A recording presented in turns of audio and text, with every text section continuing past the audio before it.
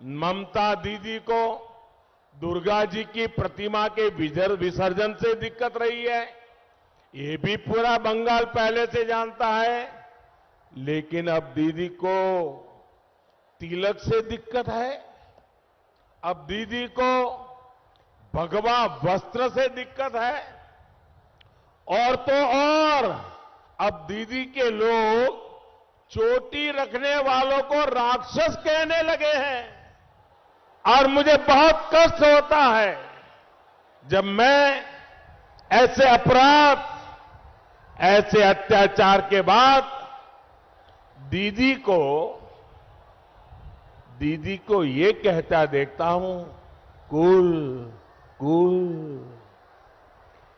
धमकी और गालियां देने वाली दीदी अब कह रही है कूल कूल। दीदी, ओ दीदी, दीदी, तृणमूल कूल नहीं, बंगाल के लोगों के लिए शूल है, शूल। बंगाल को असहनीय पीड़ा देने वाला शूल है तृणमूल।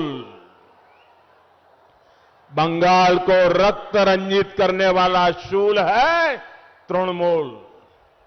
बंगाल के साथ अन्याय करने वाला शूल है तृणमूल। दीदी, ओ दीदी, भाई और बहनों, बीते कुछ समय में दीदी के फैसले बंगाल की राजनीति का सबसे बड़ा ओपिनियन पोल भी बन गया है और एग्जिट पोल भी बन गया है। दीदी का हर एक्शन देख लीजिए, सब कुछ स्पष्ट नजर आता है। शुरुआती रुख पता चला तो दीदी भवानीपुर सीट छोड़कर नंदीग्राम पहुंच गई। नंदीग्राम जाकर लगा और उन्हें लगा कि यहां आकर गलती कर दी है, और अब तक का जो पोलिंग का मूड है, जो काम पूरा बंगाल करना चाहता था, वो आज नंदीग्राम पहले ही कर रहा है। गुस्से में वो नंदीग्राम के लोगों के अपमान पर उतर आई। पहले चरण की वोटिंग होने के बाद उनकी बौखलाहट और बढ़ गई है। कल ही दीदी ने देश के कई नेताओं को संदेश भेजकर मदद की अपील की है। जो लोग दीदी की नजर में बाहरी है, टूरिस्ट है, जिन्हें वो कभी मिलने तक का समय नहीं देती थी, अब उनसे समर्थन मांग रही है। साथियों, आप सोचिए, 10 साल मुख्यमंत्री रहते अगर बंगाल की सेवा की होती तो दीदी ये करना पड़ता क्या? क्या 3 दिन एक ही क्षेत्र में गुजारने के लिए मजबूर होना पड़ता क्या? ईवीएम को गाली वो पहले ही दे चुकी है। चुनाव आयोग को कटघरे में वो पहले ही खड़ा कर चुकी है। दीदी, ओ दीदी, आपका व्यवहार, आपके शब्द, आपकी बौखलाहट बंगाल के लोगों में चर्चा का विषय बने हुए हैं। आपने बंगाल के साथ विश्वासघात किया। अब आप बंगाल के विनम्र और समृद्ध भाषा, संस्कार, यहां की मान मर्यादाओं का भी अपमान कर रही है। साथियों, ममता दीदी को जय श्री राम के आह्वान से दिक्कत है, ये पूरा बंगाल पहले से जानता है। ममता दीदी को दुर्गा जी की प्रतिमा के विसर्जन से दिक्कत रही है, ये भी पूरा बंगाल पहले से जानता है। लेकिन अब दीदी को तिलक से दिक्कत है, अब दीदी को भगवा वस्त्र से दिक्कत है, और तो और अब दीदी के लोग चोटी रखने वालों को राक्षस कहने लगे हैं। ममता दीदी, आपको वोट के लिए किसी को खुश करना है तो ये आपका अधिकार है, आप जरूर करिए।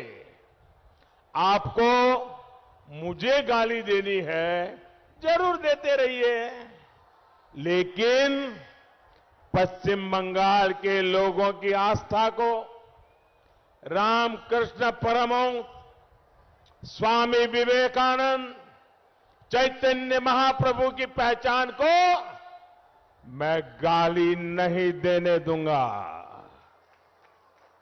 भाई और बहनों, दीदी जिस तरह यूपी और बिहार के लोगों के खिलाफ दुश्मनी की भाषा बोल रही है, वो उनकी राजनीतिक समझ पर सवाल पैदा कर रहा है। दीदी, आप ये भूल रही हैं कि आपने सीएम के नाते संविधान की शपथ ली हुई है। भारत का संविधान आपको इसकी इजाजत नहीं देता कि आप दूसरे राज्यों के लोगों का इस तरह अपमान करें। मैं फिर कहूंगा, आपको मेरी जितनी बेइज्जती करनी हो उतनी बेइज्जती करिए। स्क्रू ढीला हो गया जैसी बातें, एक से एक भद्दी गालियां आपने मुझे दी है, लेकिन दीदी, मेरा आग्रह आपसे यही है कि देश का संविधान का अपमान मत करिए। बाबा साहब आंबेडकर की भावना का अपमान मत करिए।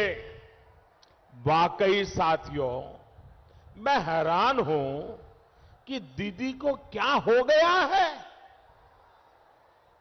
कुछ दिनों पहले मैं बांग्लादेश गया था। वहां मैंने 51 शक्तिपीठों में से एक जशोरेश्वरी काली माता मंदिर के दर्शन किए, पूजा अर्चना की, लेकिन दीदी को इस पर घोर आपत्ति है। मैंने ओराकांदी में हरिचरण ठाकुर, गुरुचरण ठाकुर जी की पुण्य भूमि में जाकर पूरे देश के लिए आशीर्वाद मांगा। ये देखकर भी दीदी का गुस्सा 7वें आसमान पर पहुंच गया। आप बताइए साथियों, मां काली के मंदिर में जाना गलत है क्या? गलत है क्या? ये मेरी सारी माताएं बहनें कह रही है, नहीं, गलत नहीं है। हरिचंद ठाकुर जी को प्रणाम करना गलत है क्या? दीदी, ओ दीदी, दीदी, आप हमको जानती नहीं हो। दीदी, हम सीजनल श्रद्धा वाले लोग नहीं हैं। हम अपनी आस्था, अपनी परंपरा पर हमेशा गर्व करने वाले लोग हैं।